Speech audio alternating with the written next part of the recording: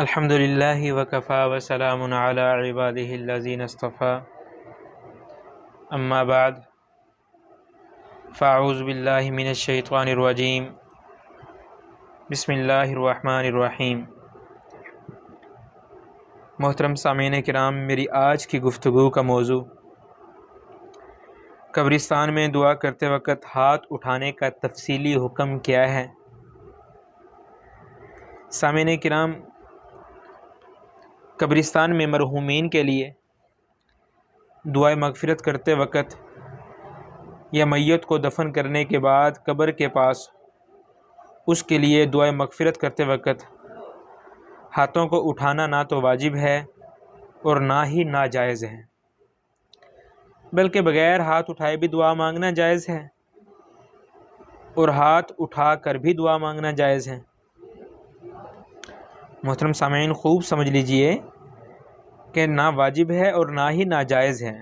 ہاتھ اٹھا کر بھی دعا مانگ سکتے ہیں اور بغیر ہاتھ اٹھائے بھی دعا مانگ سکتے ہیں۔ اس لیے ہاتھ اٹھا کر دعا مانگنے کو ناجائز سمجھنا بھی درست نہیں اور ہاتھ اٹھا کر دعا مانگنے کو ضروری قرار دینا بھی درست نہیں۔ بعض حضرات قبرستان میں دعائے مغفرت کرتے وقت ہاتھ اٹھانے کو ناجائز سمجھتے ہیں، تو یہ بات درست نہیں، کیونکہ پہلی بات یہ ہے کہ قبرستان میں دعائے مغفرت کرنا احادیث سے ثابت ہے اور دعا میں ہاتھ اٹھانا دعا کے آداب میں سے ہے۔